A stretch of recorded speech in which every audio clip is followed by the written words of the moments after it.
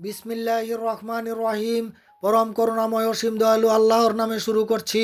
সর্বপ্রথম শ্রদ্ধা জ্ঞাপন করছি তাদের প্রতি যাদের বুকের তাজা রক্তের বিনিময়ে আমরা পুনরায় আমাদের বাক স্বাধীনতা ফিরে পেয়েছি। প্রিয় দেশবাসী, সারা বাংলাদেশকে দুর্নীতিমুক্ত করতে হলে সর্বপ্রথম আমাদের নৈতিক চরিত্রকে পরিবর্তন করতে হবে। শত শত বৎসরের পুরনো অভ্যাস কি আর একদিনে বদলে যাবে? আর এমনিতেও মানুষের মন পাথরের চাইতেও শক্ত। পাথরকে দুই ভাগ করলে অনেক সময় ভিতর থেকে পানি বের হয়, কিন্তু মানুষের মন অনেক পাষাণ, অতি সহজে গলে না। তাই আস্তে আস্তে মানুষকে বুঝিয়ে বুঝিয়ে স্বভাবের পরিবর্তন করতে হবে।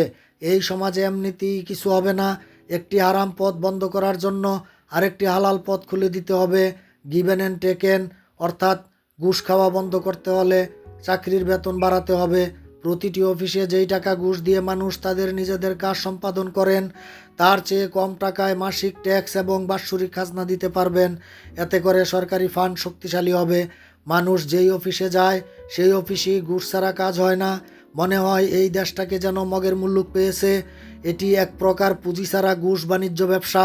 কখন কিভাবে কোথা থেকে যে এই ঘুষ প্রথার উৎপত্তি হয়েছে তা বলা বাহুল্য।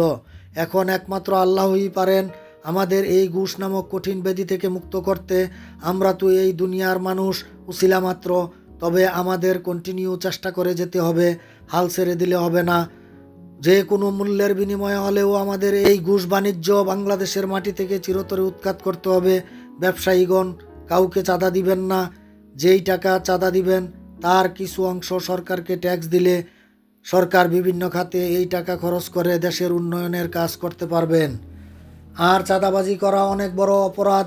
এতে অন্যের হক নষ্ট হয় আর অন্যের প্রতি জুলুম করা হয়।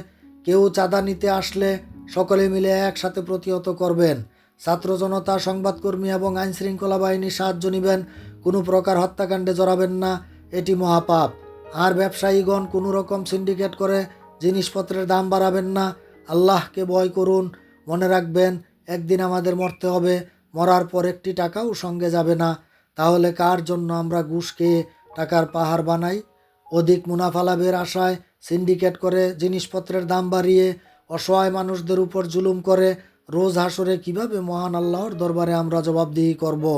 তাই সময় থাকতে এই দুনিয়ায় সর্বপ্রকার অপকর্ম এবং দুর্নীতি পরিহার করে ন্যায়ের পথে এবং সৎভাবে জীবনযাপন করতে হবে। এতে করে আমরা নিজেরা দুনিয়া এবং আখেরাতে শান্তি পাব এবং অন্যকেও শান্তিতে থাকতে সাহায্য করব। আমার কথাগুলো যদি ন্যায়সঙ্গত বলে মনে হয় তাহলে লাইক শেয়ার দিয়ে সারা বাংলাদেশের মানুষকে শোনার সুযোগ করে দেওয়ার অনুরোধ জানাচ্ছি। ভুল ত্রুটি হলে ক্ষমা সুন্দর দৃষ্টিতে দেখবেন। অমা তৌফিকি ইল্লা বিল্লাহ। আসসালামু আলাইকুম ওয়া রাহমাতুল্লাহ।